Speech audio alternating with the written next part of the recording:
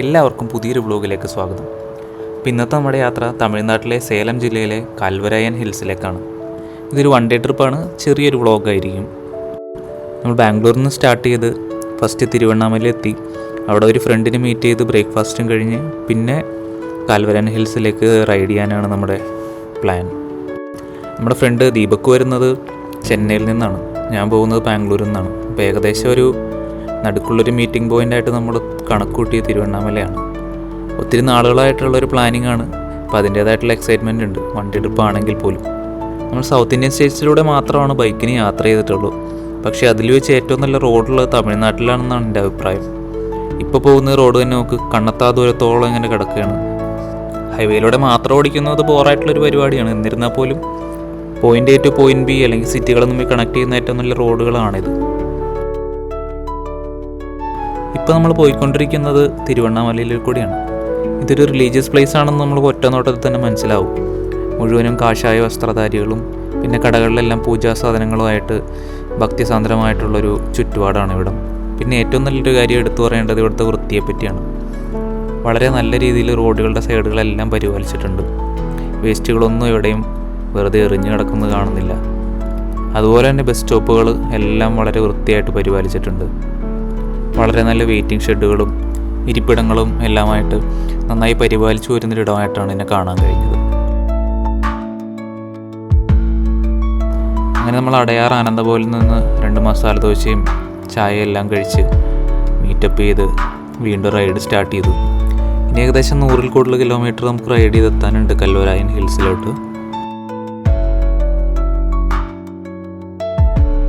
ഇനി അങ്ങോട്ടേക്കുള്ളത് ഏകദേശം 80% ഹൈവേകൾ തന്നെയാണ്. അതുകൊണ്ട് മാപ്പിലെ കാണിക്കുന്ന സമയത്തിനേക്കാളും പെട്ടെന്ന് തന്നെ എത്തുന്നതാണ് നമ്മുടെ പ്രതീക്ഷ.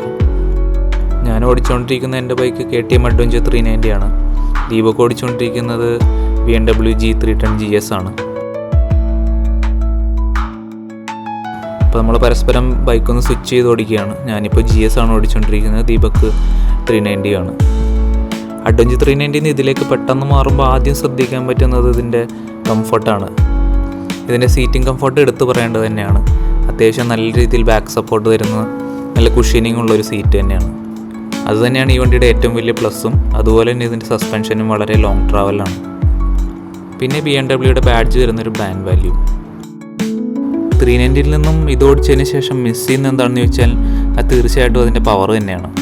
അതിൻ്റെ ഏറ്റവും വലിയ പ്ലസ് പോയിൻ്റ് അതിൻ്റെ സ്മൂത്ത് ആയിട്ടുള്ള എൻജിനാണ്. പിന്നെ അതിൻ്റെ ഫീച്ചേഴ്സും. വണ്ടിയുടെ വിശേഷങ്ങൾ നിർത്തിയിട്ട് നമുക്ക് യാത്രയുടെ വിശേഷങ്ങളിലേക്ക് കടക്കാം. തമിഴ്നാടിൻ്റെ വളരെ ഇൻറ്റീരിയർ വില്ലേജസിലൂടെയാണ് നമ്മളിപ്പോൾ യാത്ര ചെയ്തുകൊണ്ടിരിക്കുന്നത്.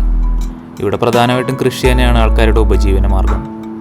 വളരെ മനോഹരമായിട്ടുള്ള ഗ്രാമവീഥികളാണ്.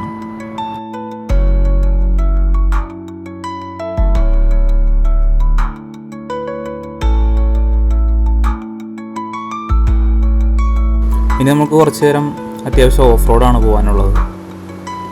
എന്ന് വെച്ചാൽ വണ്ടി കയറാൻ പറ്റാത്ത രീതിയിലുള്ള ഓഫ് റോഡില്ല, ചെറുതായിട്ടുള്ള ഓഫ് റോഡ്. ഏകദേശം 10-15 കിലോമീറ്ററോളം നമുക്ക് ഇതുപോലുള്ള വഴികളിലൂടെ പോകാനുണ്ട്. അതിനുശേഷം നമ്മൾ എത്തിച്ചേരുന്നതാണ് കൽവരായൻ ഗ്രാമത്തിലോട്ട്.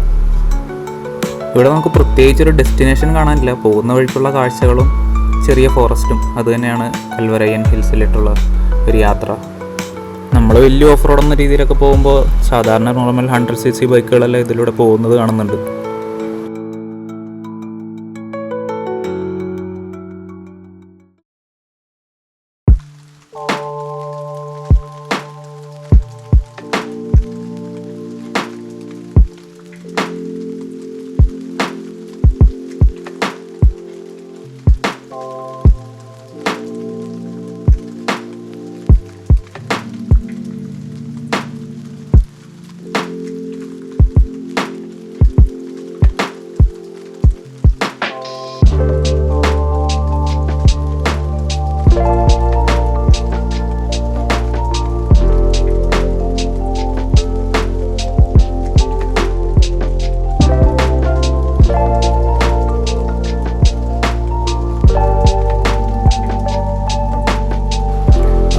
അത്രയും ദൂരം നല്ല അടിപൊളിയായിട്ട് ഓഫ് റോഡ് അടിച്ച് കയറി വരുമ്പോൾ കിട്ടുന്നൊരു സുഖം.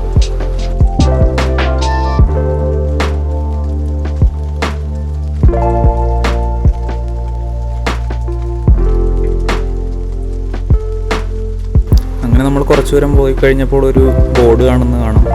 തലസപ്പാടി ലെഫ്റ്റിലോട്ട്, കോട്ടക്കാട് അക്കരക്കാട് റൈറ്റ് സൈഡിലോട്ട്. നമ്മുടെ മാപ്പ് കാണിക്കുന്നത് ലെഫ്റ്റ് സൈഡിലോട്ടാണ്. അപ്പോൾ നമ്മൾ അങ്ങോട്ട് തന്നെ പോവുകയാണ്.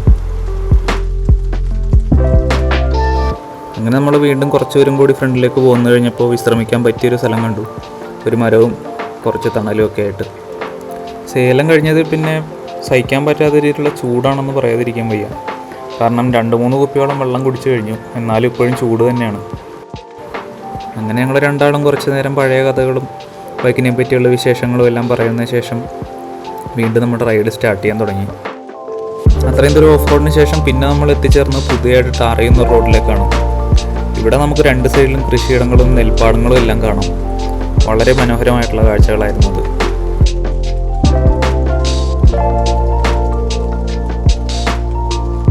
വഴിയിൽ കാണുന്ന മനുഷ്യരെല്ലാം നമ്മളെ ഏതോ അന്യഗ്രഹ ജീവികളെ പോലെയാണ് കണ്ടുകൊണ്ടിരിക്കുന്നത്. ഇവിടേക്ക് അങ്ങനെ പുറത്തുനിന്ന് ആരും അങ്ങനെ വിസിറ്റിന് വരാറില്ല എന്നാണ് നമുക്കതിലൂടെ മനസ്സിലാവുന്നത്.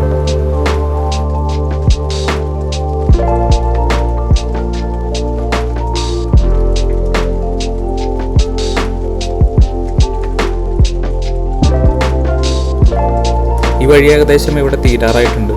നമ്മുടെ വല സൈഡിലായിട്ടൊരു സ്കൂളെല്ലാം കാണാം. അപ്പോൾ ഇനി വഴി അധികം ഇല്ലാത്തതിനാലും പിന്നെ അങ്ങോട്ട് ഫുൾ ഗ്രാമങ്ങളായതിനാലും നമ്മളിവിടെ നിർത്തി തിരിച്ചു പോകാൻ തുടങ്ങിയാണ്.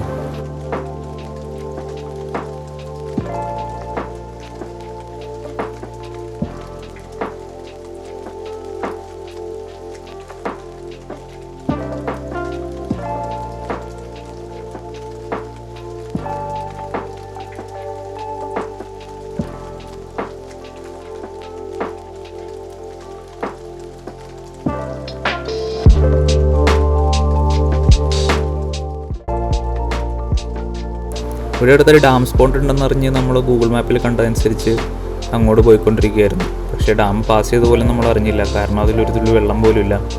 അതിനുശേഷം നമ്മൾ 1-2 ലോക്കൽസിൻ്റെ അടുത്ത് ചോദിച്ചപ്പോഴാണ് അറിഞ്ഞത് ഇതാണ് ഡാമെന്ന്.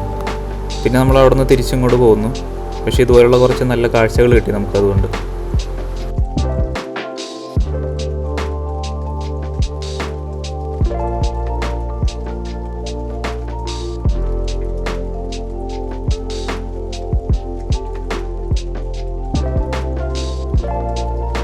വീണ്ടും നമ്മൾ കുറച്ച് നേരം നല്ലൊരു സ്പോട്ട് കിട്ടിയപ്പോൾ അവിടെ നിർത്തി കുറച്ച് വെള്ളമെല്ലാം കുടിച്ച് കുറച്ച് വീഡിയോസ് എല്ലാം പകർത്തിക്കൊണ്ടിരിക്കുകയായിരുന്നു. നല്ല പച്ചപ്പുണ്ടെങ്കിൽ പോലും ചൂടിൻ്റെ കാഠിന്യം വളരെയധികം ഉണ്ട്.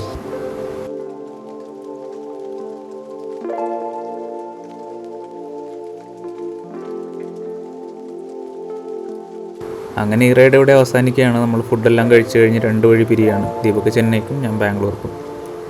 അടുത്ത സന്ധിപ്പ് വരേക്കും വണക്കം പറഞ്ഞ് ഞാനും ദീപക്കും പിരിഞ്ഞു. അപ്പോൾ ഇതുവരെ വീഡിയോ കണ്ട എല്ലാവർക്കും നന്ദി. Thanks for watching. ബൈ.